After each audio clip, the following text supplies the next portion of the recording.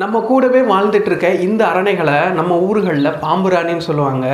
இது கடிச்சா விஷம், எச்சில் பட்டா விஷம் அப்படின்னு பல கருத்துக்கள் இருக்குது. இது உண்மைதானா?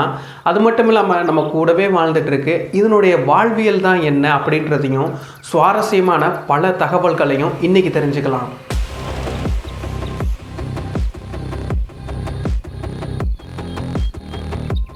இந்த உலகத்தில் 1500க்கும் மேற்பட்ட அரணை இனங்கள் இருக்குது. இது உலகம் முழுவதுமே பரவலாக காணப்படுது, அண்டார்டிகா கண்டத்தை தவிர.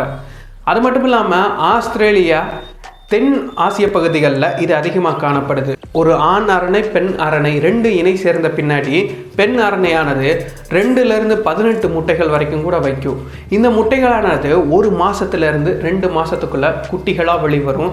இது அந்த தட்ப வெப்பநிலையை பொறுத்து இந்த கால நேரம் மாறுபடுது.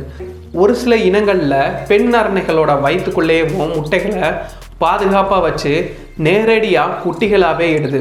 இந்த அரணையோட உணவு அப்படின்னு எடுத்துக்கிட்டோம்னா சின்ன சின்ன பூச்சிகள், கரையான்கள், வெட்டுக்கிளிகள், புழுக்கள் அப்படின்னு தன்னுடைய வாய்க்கு தக்கன எது இருக்கோ அதெல்லாம் பிடிச்சி சாப்பிட்றோம்.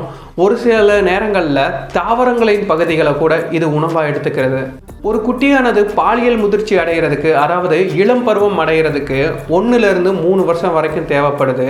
அதன் பின்னாடி ஆண் பெண் அரணைகள் இணை சேர்ந்து முட்டையிடுறாங்க. இதுதான் இதனுடைய வாழ்க்கை சுழற்சியாக இருக்குது.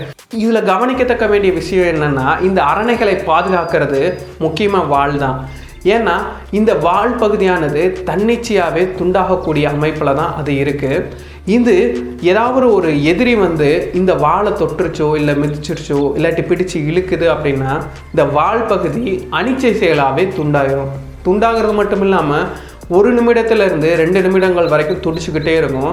அது துடிக்கிறதுனால அதனுடைய எதிரியினோட கவனமானது அந்த வால் மீது தான் இருக்கும். அந்த நேரத்தில் இந்த அரணையானது தப்பிச்சு போயிடும். இது துண்டான பின்னாடி இதனுடைய உடம்புல இருந்து இரத்த கசிவு எதுவும் வெளியேறது கிடையாது. ஏன் அப்படின்னா இது உருவாக்கப்பட்டதேவும் துண்டிக்கிற ஒரு அமைப்போட தான் இது பிளக் மாதிரி உருவாக்கப்பட்டிருக்கு. இது தேவைப்படுற நேரத்தில் துண்டிச்சு விட்டுரும்.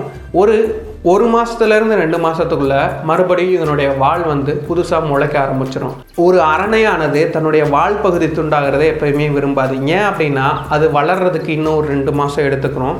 அதற்குரிய சக்தியும் செலவாகும். அது மட்டும் இல்லாமல் இது தன்னுடைய கொழுப்பு பகுதியெல்லாம் கொஞ்சம் வால்லையும் சேர்த்து வைக்கும். அந்த வாளோட அந்த கொழுப்பெல்லாம் போனனால இது உணவில்லாத போது அந்த கொழுப்பு இல்லாதனால கொஞ்சம் சிரமப்படும். அது மட்டும் இல்லாமல் இது இடம் பெயர்றதுக்குமே இந்த வால் இருக்கிறது ரொம்ப உதவியாக இருக்கும். இப்போ வால் இல்லை, அதனால பிரச்சனை தான். இந்த வால் மறுபடியும் முளைக்கிறதுக்குள்ள வேறு ஏதாவது எதிரிகள் வந்துட்டாங்கன்னா அப்போ அவங்ககிட்ட இருந்து தப்பிக்கிறதும் சிரமம்தான். இந்த மாதிரி பல அசௌகரியங்களும் இந்த அரணைக்கு வால் இல்லாதனால இருக்குது. ஒரு சில அரணை இனங்களில் குட்டிகளுக்கு வால் பகுதி வண்ணமயமாக சிவப்பு, நீலம் இந்த மாதிரி பல வண்ணங்களில் இருக்கும். இது ஏன் அப்படின்னா குட்டிகளை வேறு ஏதாவது எதிரிகள் தாக்க வரும் பொழுது இதனுடைய வண்ணமயமான வாழை பார்த்து முதல்ல அதை தான் தாக்க வரும் கவரப்பட்டு. அதனால் அந்த நேரத்தில் இது வாழை தொட்டுச்சு அப்படின்னா, எதிரியானது வாழை தொட்டுச்சு அப்படின்னா இது அனிச்சை செயலாக வாழை துண்டாக்கி விட்டு தப்பிச்சு போயிடும். இந்த மாதிரி ஒரு பாதுகாப்பு அம்சத்திற்காகத்தான் இந்த மாதிரி வண்ணமயமான வாளும் இருக்குது. இது வளர்ந்துருச்சு அப்படின்னா இந்த மாதிரி வண்ணங்கள் போய் இதனுடைய உடலின் நிறத்திற்கேமோ இந்த வால் பகுதியும் வந்துடும்.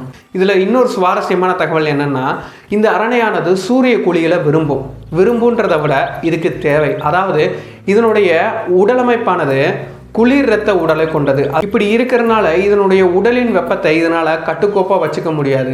இப்படி சூரிய குளியல் எடுத்துக்கிறதுனால இதனுடைய இரத்த ஓட்டம் சீராக இருக்குது, சுறுசுறுப்பாக வேட்டையாட முடியுது, செரிமானத்துக்குமே இது உதவியாக இருக்குது. சரி, இது கடிச்சா விஷமா அப்படின்ற அந்த விஷயத்துக்கு வருவோம். முதல்ல ஒரு அரணையானது மனிதர்களை கடிக்கிறதே கிடையாது. தவறி போய் எப்போயாவது யாரையாவது கடிச்சிருச்சு அப்படின்னா ரொம்ப அரிதாக தான் இது நடக்கும். அப்படி நடந்துருச்சுனாலுமே இது விஷம் கிடையாது.